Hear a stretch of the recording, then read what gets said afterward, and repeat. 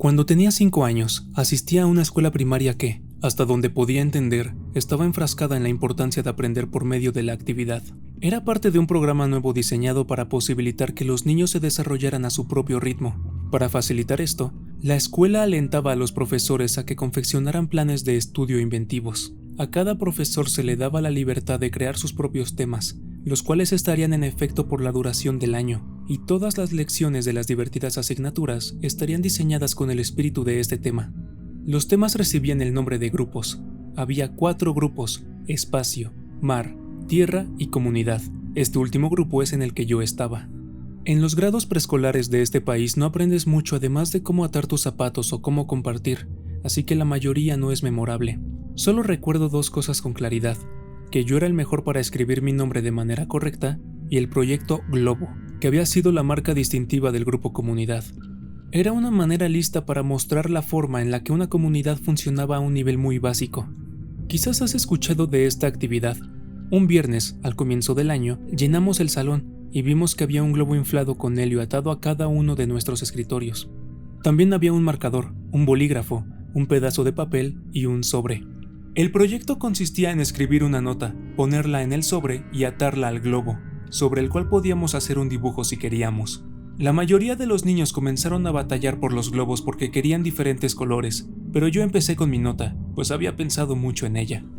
Todas las notas tenían que adherirse a una estructura vaga, pero se nos permitía ser creativos dentro de esos límites. Mi nota decía algo como esto: Hola, encontraste mi globo. Mi nombre es... y asisto a la escuela primaria. Puedes quedarte con el globo, pero espero que puedas escribirme de vuelta. Me gusta Mighty Max, explorar, construir fuertes, nadar y mis amigos. ¿Qué te gusta a ti? Escríbeme pronto. Aquí tienes $1 para el correo. En el dólar había escrito, para las estampillas, a lo largo de la parte frontal. Mi mamá pensó que era innecesario, pero yo pensé que era brillante. La maestra tomó una fotografía Polaroid de cada uno de nosotros con nuestros globos y las pusimos en nuestros respectivos sobres junto a la nota.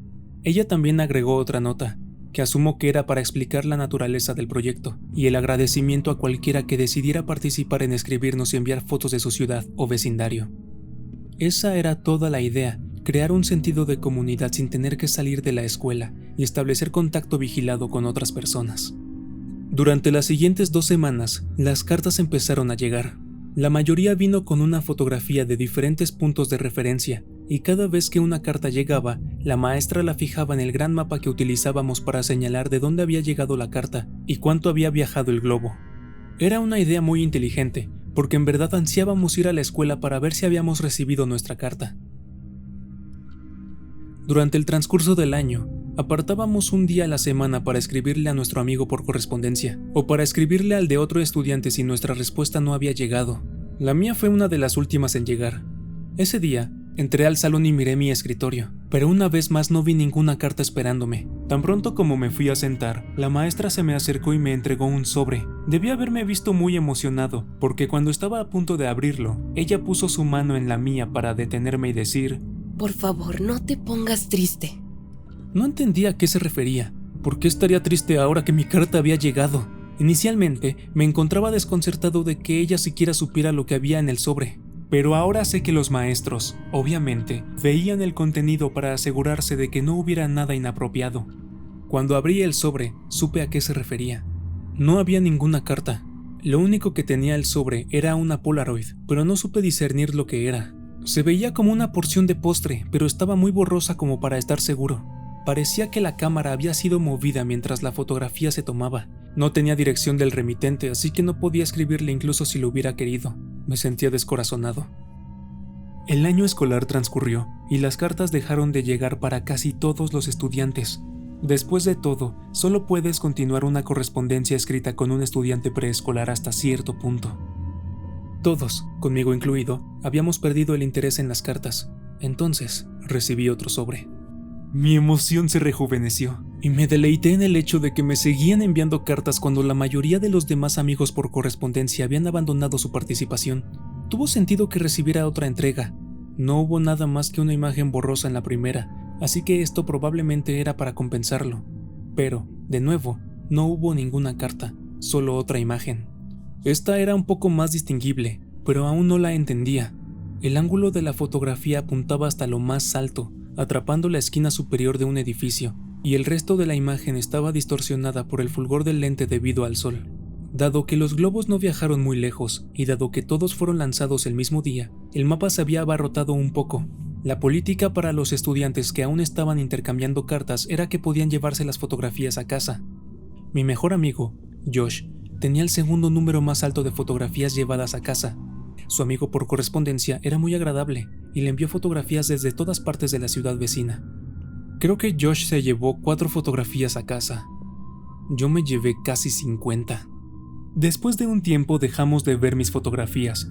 Simplemente guardaba los sobres en uno de los cajones de mi habitación donde albergaba mi colección de rocas, cartas de béisbol, cartas de historietas, Marvel Metal para quienes las recuerden, y cascos de béisbol en miniatura que conseguía de la máquina expendedora en Winn-Dixie después de las prácticas de béisbol infantil.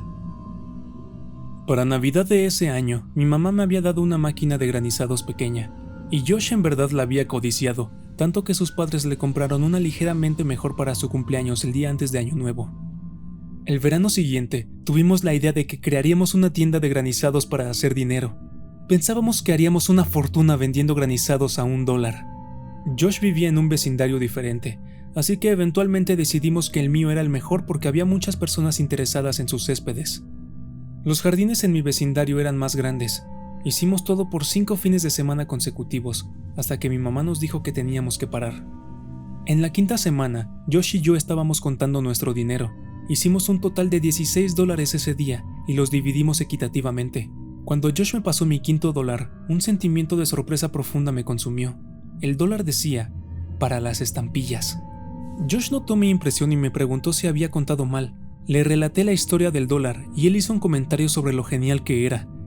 A medida que pensaba sobre ello, estuve de acuerdo.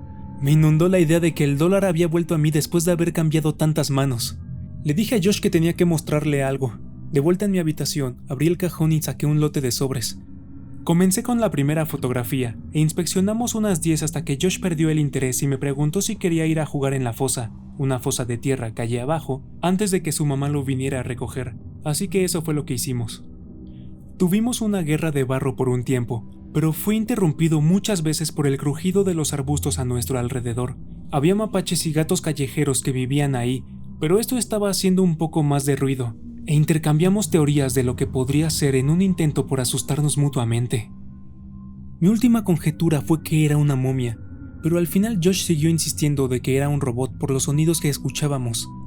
Antes de irnos, se puso un poco serio y fijó sus ojos en los míos. Tú también lo escuchaste, ¿no? Sonó como un robot. Lo escuchaste, ¿verdad? Lo había escuchado, y puesto que sonó mecánico, concordé en que probablemente era un robot. Es hasta ahora que entiendo qué fue lo que escuchamos. Cuando regresamos, la mamá de Josh nos estaba esperando junto a mi mamá en la mesa de la cocina. Josh le dijo a su mamá acerca del robot. Nuestras mamás rieron y Josh se fue a casa. Mi mamá y yo comimos la cena y luego me fui a la cama. No me quedé en la cama mucho tiempo antes de salir por debajo de las sábanas y decidir que, a raíz de los eventos del día, iba a revisar todos los sobres. El asunto me parecía mucho más llamativo ahora. Tomé el primer sobre, lo coloqué en el suelo y puse la Polaroid de postre encima. Coloqué el segundo sobre un lado y le puse encima la Polaroid con el ángulo extraño del edificio. Hice esto con cada una de las fotografías hasta que formaron una cuadrícula de 5×10. Me habían enseñado a ser cuidadoso con aquellas cosas que estaba coleccionando, incluso si no estaba seguro de su valor. Noté que las fotografías, gradualmente, se hicieron más discernibles. Había un árbol con un ave en él, una señal de límite de velocidad, cables eléctricos, un grupo de personas caminando en un edificio, y luego vi algo que me irritó tan poderosamente que, mientras escribo esto, puedo recordar con precisión el sentirme mareado, solo capaz de rumiar un pensamiento insistente. ¿Por qué estoy en esta fotografía?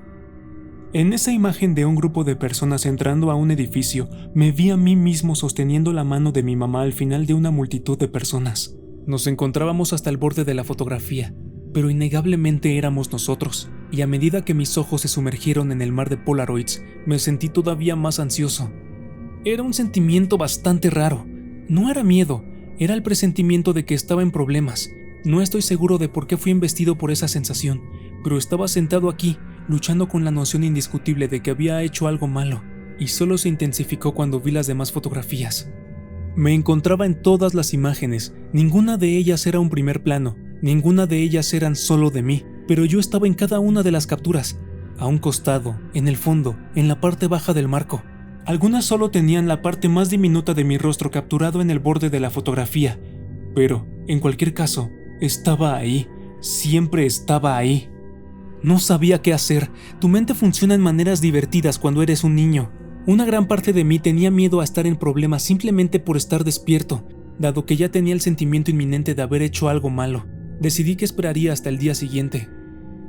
Mi mamá tuvo ese día libre y pasó la mayor parte de la mañana limpiando la casa. Vi caricaturas, creo, y esperé hasta que pensé que era un buen momento para mostrarle las Polaroids. Cuando ella salió a traer el correo, agarré un par de fotografías y las puse en la mesa frente a mí, mientras esperaba que ella volviera a entrar.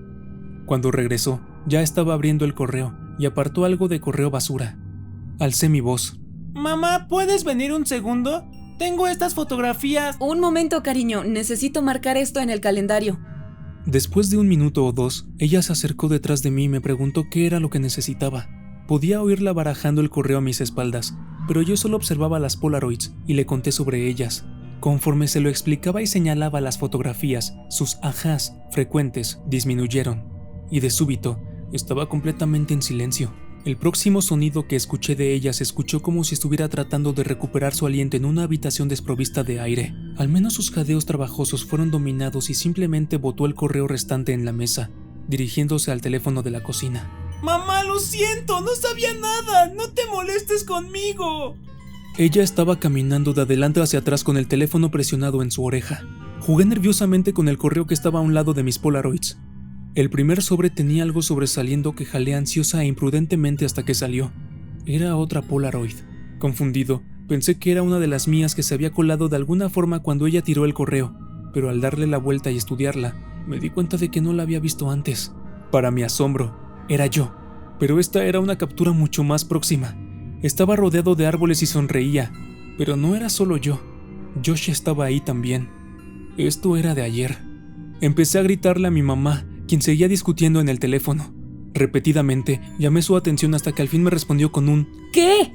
Y solo pude preguntar: ¿A quién estás llamando? Estoy hablando con la policía, cariño.